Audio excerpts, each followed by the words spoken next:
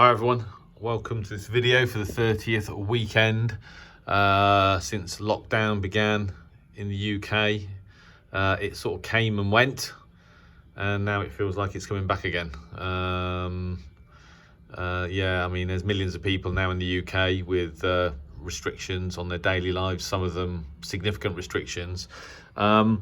And what's happening is that it seems that local leaders are choosing to not accept what the government want them to do in terms of stop people from going out and mixing and all the rest of it. And yeah, I mean, those of you in the UK will have seen this in the news that, the mayor of Manchester, I forget his name now, but he came out yesterday basically telling the government that he wasn't prepared to sort of bow down to central government's latest plan. And you sort of, I don't know whether he's got a point or not. He has got a point in terms of the economy and jobs and all the rest of it, but I think at the same time, it's just an incredibly difficult situation for sure. And what it actually means for me and for a lot of people is that I think we've gotten used to working from home, and I think that that's just going to continue now, probably indefinitely. I read online yesterday that Microsoft have decided to allow people to work from home permanently, and I'm sure a lot of other businesses will go the same way for sure. Never been a better time to excuse me, I'm just taking a sip of tea. Yeah, never been a better time really to get involved in our great hobby, because it's almost perfect really for the situation that we find ourselves in, particularly those of us that are stuck at home. I get numerous requests from subscribers to the channel, just to ask me, what have you been listening to, these South American stations you've been copying on the tropical band, what sort of time of day or night or early hours of the morning was it, what antenna were you using. So there's still a lot of traffic on Oxford Shortwave, and still a lot of comments being made. Now, I was meaning to say this last week, but many of you that watch this video have got your own channel, and I haven't had time to basically go round and take much notice of anyone else's channel for quite a long time, and the reason for that is because I've got, is it 4,000 subscribers, something like that. Now, not everybody obviously comments on my videos, but a lot of people do, and it's impossible for me to reciprocate and go around and look at everyone else's channels as much as I would like to, and I actually would like to, but it is just impossible right now, because I've still got to work and still got things to sort out, the kids and everything else. So as much as I would like to, it is basically very, very difficult now. There was always going to come a point in time when Oxford Shortwave Blog got so big that it was going to be a stretch to kind of engage with everybody. But the one thing I always do, and I will carry on doing this as long as I can, is if someone leaves a comment, I always reply. Now, sometimes you might have to wait a week, because if I do the weekend update video and then put that online, and then I don't usually post anything else until sort of Monday or Tuesday, and then I'll sit down and reply to everyone's comments, and and sometimes that some of those comments will be a week old. So I do reply. I will continue to reply. There may come a point in time when I can't even do that, but right now the one thing I do is, if you engage with me by watching a video and commenting, I will always reply. And it's quite a big job now, actually. I mean, if I leave it a week, then it can take me half an hour, 3/4 of an hour, just typing constantly, non-stop, replying to everybody that's commented that week. Some videos have several hundred views and tens of comments, and multiply that by the number of videos that I upload every week, and it's actually quite, even that is quite a big job. But I do intend to carry on as long as I can doing that. So I just thought I'd make that point. In front of me here is the ELAD FDM Duo. Now this is a radio that hasn't really appeared front and center in any of my videos for quite a long time, and the reason for that is because of late I've been spending a lot more time doing ham radio stuff than I have previously. I tried to keep the split 50-50, but I've been doing more ham radio stuff. The other reason is that this radio is designed to be operated by a computer running the FDM SW2 software, which there it is. But I had it on my bench last night, and what I was actually doing was I was thinking about running it as a QRP transceiver again. So what I've done is, as you know, I managed to buy an FT817 cheap through my radio club, Harwell ARS, and although I got a good deal for the radio, I ended up buying 2 nickel metal hydride rechargeable batteries for it, a power pole to protect the board that supports the mains lead socket, a cheap switch mode power supply to recharge the nickel metal hydride batteries, and then a portable MFJ antenna matching unit, which I will share with you guys. I'll do a video on that. It just got me thinking, well, I haven't used the FDM Duo for a while as a transmitter, and I got it out. Anyway, then I remembered, this was last night, and then I remembered the Colombian station that's appeared out of nowhere on 4940 kilohertz. So I just thought, well, I'll have a look for a signal, and if you're looking for a very weak signal, we all know how much easier it is to do that with an SDR, because you can actually see what you're hearing. So I booted the ELAD up and started looking for a signal on 4940, and lo and behold, there was a signal. Except it wasn't the Colombian station; it was Radio San Antonio from Peru, but still a PF for me, personal first. Never heard it before. Well, I had heard it before, but I'd only heard it for the first time this week on some other receivers. Well, when I was looking out for the signal from Colombia. And then it kind of struck me. I realised that I hadn't used the ELAD in any other mode other than through the computer for a long time. So as you guys know, I'll use ELAD for medium wave DX, leave it recording it, just before and through the hour, through the night, and then analyse spectrum, record signals, on said spectrum, and then upload them. Whereas what you can do, so for example, if you actually look at the radio now, connected to the Bose speaker, get you some audio if I can.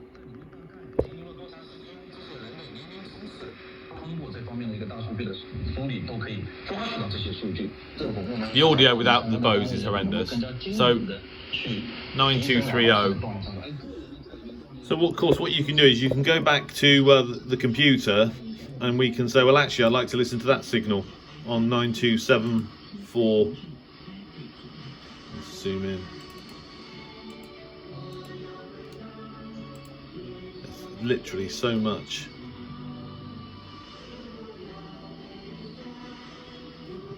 Resolution on this. So I've changed frequency to 9275 on the computer.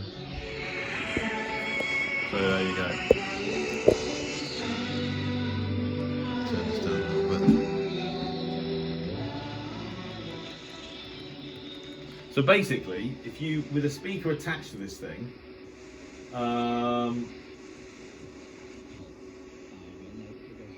you can adjust the frequency and the mode of listening through from the laptop, but listen to the radio through the Bose as if it were like a normal desktop receiver.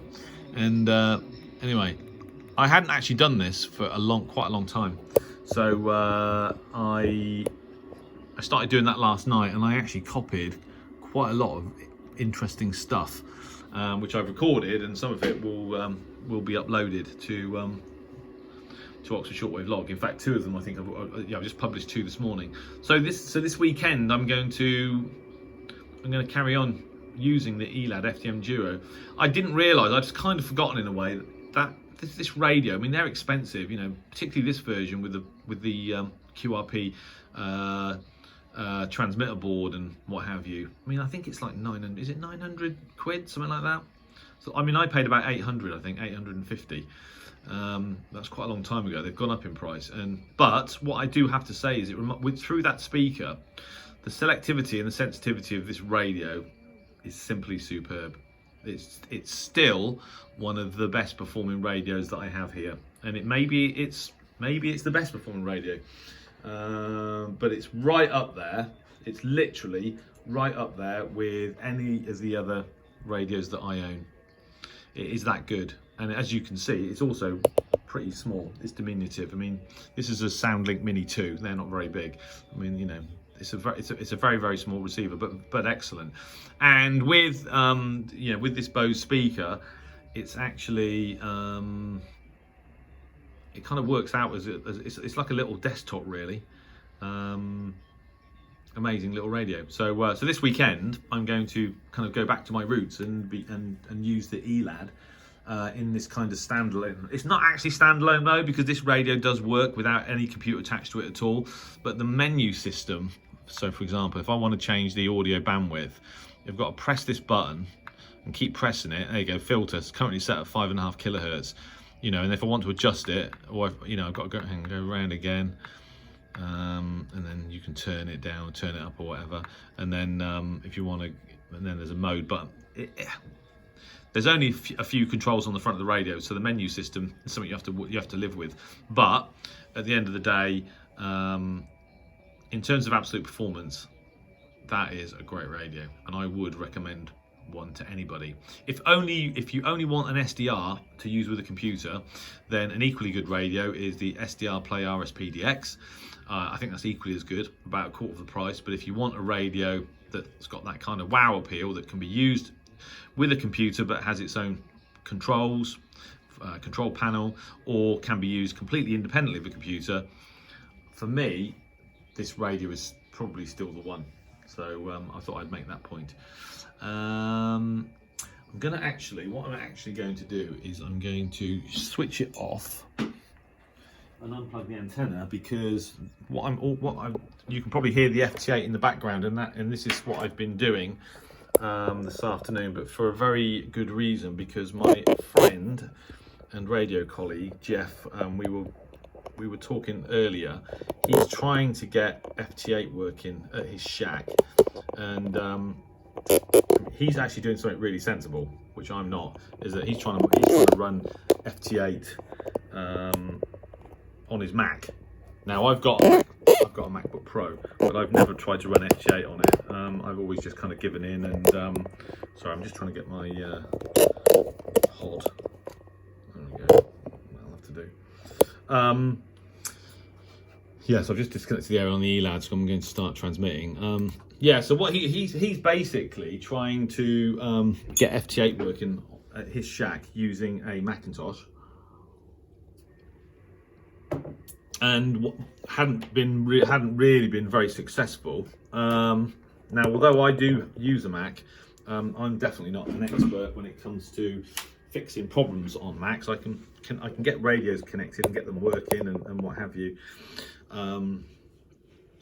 I did try to help him, but between us we couldn't really solve it. So Jeff is going to try, he's got a couple of Windows computers that he needs to have a look at, but he's going to try and make one of these Windows computers work and run FT8. Now, I've never worked Jeff on FT8, and I think that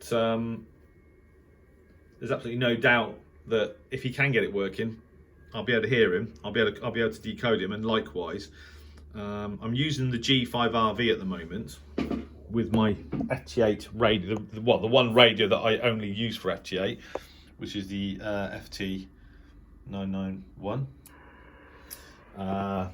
I'm fortunate, it's quite nice actually having particular radios that you use for a particular job because it just means that when you want to come back and do that same thing again, the setup's there. It's basically all there, and that does make life a lot easier. What you don't want to be sort of like every time you want to do some FT8 having to set up another, a computer again or any of that malarkey.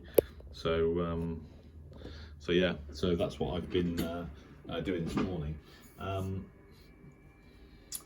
There's something, I don't know, being a member of a club is great, because if you need help, there's always someone there that wants to help you. And if someone else, and you also get the opportunity to help people yourself if other people are stuck, with a problem. It's just brilliant. And anyway, I've been doing FT8. So anyway, because I'm just kind of like just letting FT8 run this afternoon, because he wants to try and get on it. Look at and I'm on 30 meters, and I can't remember the last time I worked FT8 on 30 meters. I said to him, Jeff, I might never have done, but it was literally contact after contact after contact this afternoon, like nothing I've seen in quite a long time. All European, but it was literally one after the other. In fact, there's Italy here coming in at -11. Let's give that a try. So yeah, FT8 on 30 meters, a brilliant number of contacts this afternoon on 30 meters. I always go back to when I got my foundation license, and when you're only limited to 10 watts TX power, and you set up an HF rig, get out there on SSB on single sideband, and you're struggling to be heard. Now that isn't to say that you can't be heard, because you can, because I worked lots of stations on 10 watts or 5 watts actually, because I was using the ELAD, but when the bands are busy on 20 or 40 meters and there's a pile up going on, you're not going to get heard. It's going to be really, really difficult. So an FT8 was always was a revelation for me. Here we go. So I've got contact. Puts his glasses on. Romeo 1 Delta Delta. There you go. Let's apply.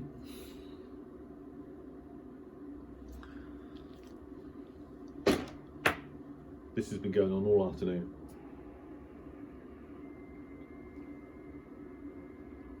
So I'm just drinking my tea.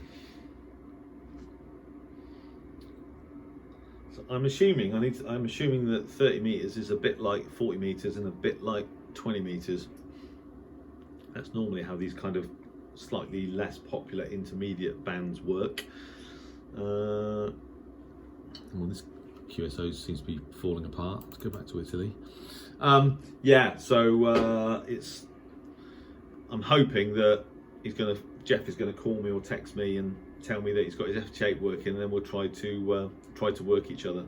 But FT8 is just one of those things that you can just do in the background.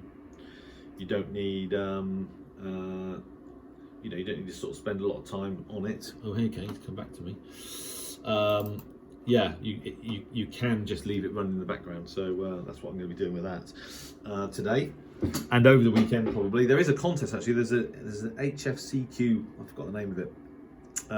There's an HFCQ worldwide contest or something similar, which I think is working basically top band 80, 20, 40, 10, 6 possibly. I've not done an HF contest before. All my contests have been on VHF and UHF. I quite like the idea of an HF contest. The way it works is that all the points go to the club, or that's what we're supposed to do. So Harwell basically take advantage of whatever points we get. And obviously I've got the antennas and got the gear. I'm much better set up to do a contest on HF than I am on VHF or UHF. So and that runs for 48 hours actually over the weekend. So something else. And then finally,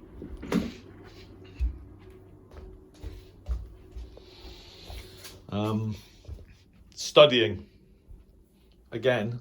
So I finally got to the end of the book, of the full license manual, all 103 pages of it, is it?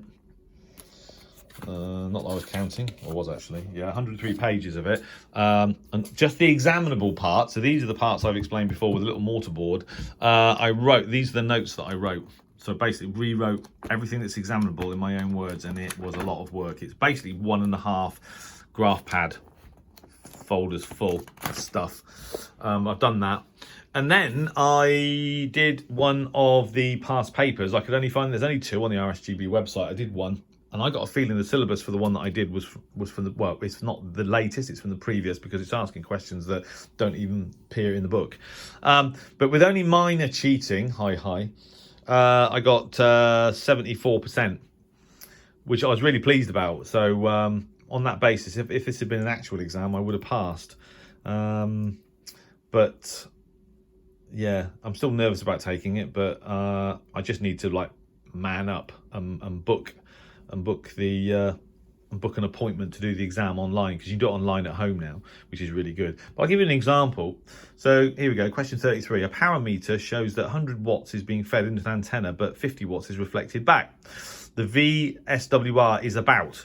Now, the answer to this question is 6 to 1. You'd think, well, hang on, is it 3 to 1? Because SWR is forward volts plus reverse volts divided by forward volts minus reverse volts, but that would only give you 3. It's a trick question because power is V squared over R, and if you assume that R obviously cancels because it's the same forward and reverse, then basically the correct answer is that it's the square root of 100 plus or minus the square root of 50, and if you do that, you get about 5.8 something. And that's fine, except that I think that it would have been worded a little bit more, a bit easier if they'd actually said, you know, take it for granted that the resistance of the load is 50 ohms. But that's just an example. But anyway, I'm working through the paper, just checking I understand completely, and working through particularly the answers that I got wrong, or the questions I got wrong. And then there's another paper, and then I'm probably going to dilly-dally around for a bit, and then I'm going to book the appointment and hopefully do the exam and pass, because it is important to me that I pass this, and then it's job done. No longer have to worry about it, so it'd be amazing to pass. So there you go. So more studying, and I told the club actually that because of all the studying, I'm finding it difficult to kind of to justify doing anything else except studying, because it's very important that I do pass. So anyway, that's something else I'll be doing. Oh, there you go. While we were away, we made the QSO on Romeo 1 Delta Delta. There you go.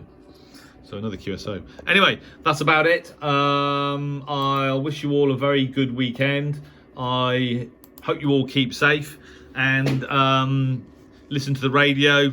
Hopefully talk to some of you on the web, on the web, on my on the channel, in the comments section, and keep safe everybody, and have a great weekend. I wish you all 73. Thanks for watching.